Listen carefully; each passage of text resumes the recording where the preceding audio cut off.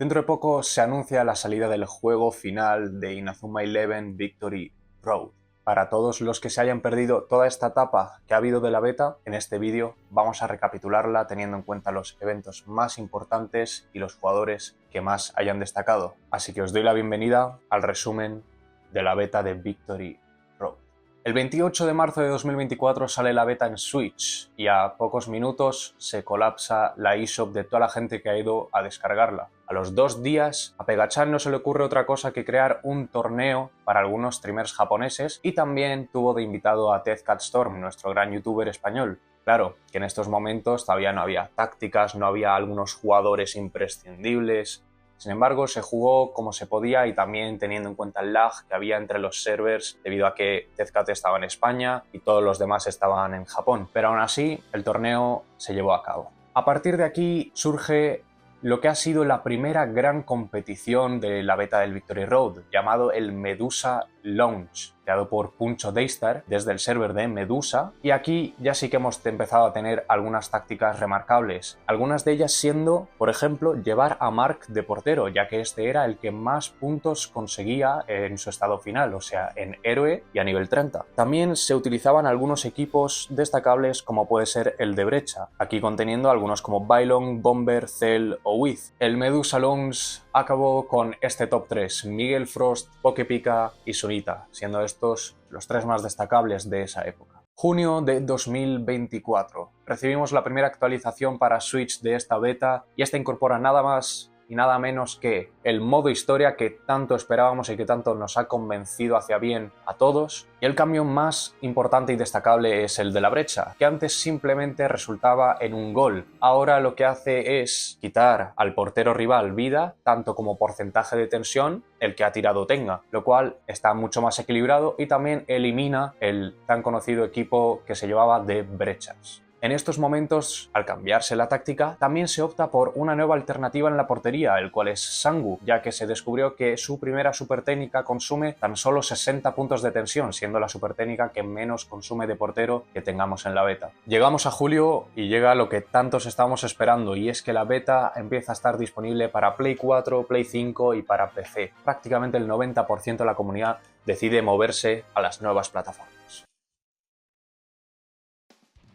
A partir de esta actualización llegan una serie de pequeñas actualizaciones que arreglan algunos fallos del juego, pero a la vez se está jugando lo que es la mayor competición hasta ahora, que es la Euro. Una serie de países compiten entre ellos para ver cuál es el país que mejor juega el Victory Road. A la final llegan Francia y España, sin embargo, España no llega a estar de acuerdo con algunas cosas que se han impuesto dentro del torneo, por lo cual renuncia a la final, así entrando Italia, que es contra quien peleó en la semifinal. Este torneo finalmente lo gana Francia y era algo más o menos de esperar, ya que Francia en general en la comunidad competitiva es la que más jugadores ofrece. Aparte de esta gran competición entre el Euro y el Launch, también ha habido varios pequeños torneos en los que han destacado algunos jugadores más que otros. De momento los más conocidos, más destacables hasta ese momento eran Miguel Frost, Pokepica, Natureza, Connie y Tiabox, siendo estos últimos 3 de origen francés. En este momento se organiza lo que es la primera Champions, que al igual que en la vida real está formada por los equipos eSports que hay de Inazuma Eleven en toda Europa. Los más destacables han sido los franceses, también incorporando P11, que es el mayor clan que tenemos en la comunidad del Victory Road en España. Finalmente, esta Champions la gana el equipo francés 3. Aquí se viene un evento que ha unido muchísimo a las comunidades españolas y francesas del Inazuma Eleven, y es que Charlie, Asecas y Kate Susad han organizado como una especie de amistoso, ¿no? Lo han llamado Inazuma Nations y es un España contra Francia.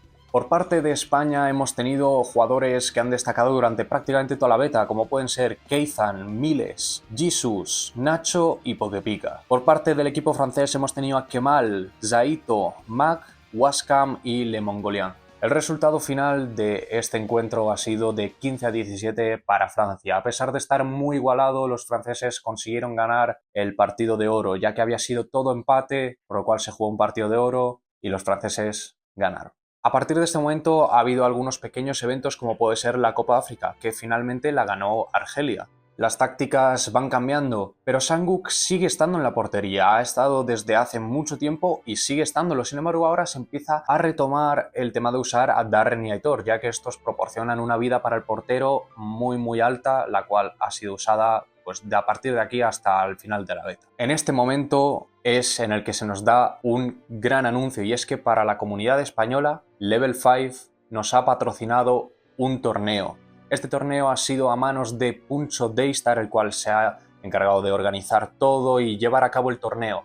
El torneo ha consistido de 2 días. El primer día ha sido un formato suizo en los que 128 jugadores nos hemos peleado entre nosotros para llegar a un top 16, el cual el segundo día iba a estar jugando un torneo final. Este primer día terminó con el siguiente top. Top 1, Jesus, top 2, Michael, top 3, Maberth, que es posible que os suene ese nombre, top 4, Keithan y top 5, Milesbor. Pasamos al segundo día, donde algunos de nosotros apenas pudimos dormir por toda esa emoción que teníamos de jugar un torneo que estaba patrocinando Level 5. O sea, esos 2 días fueron increíbles para la comunidad española. En el día final estuvimos en las semifinales, Jesus contra Miles, del cual pasó Jesus, y Michael contra mí, en el cual pasó Michael. Y la final, Jesus-Michael, fue posiblemente uno de los mejores partidos que hayamos visto en la beta, el cual ganó Jesus. Global, 3-2.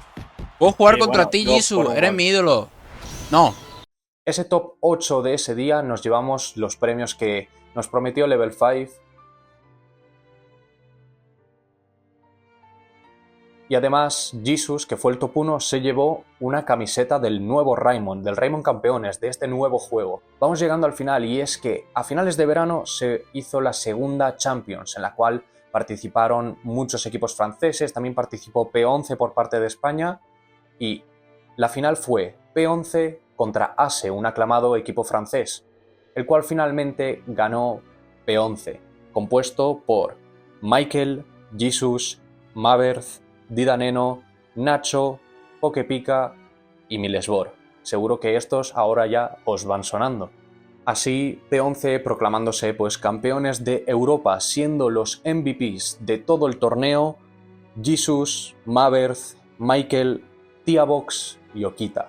Y ya para finalizar nos encontramos con el torneo oficial japonés de la beta, el cual lo produjo el propio Akihiro en live.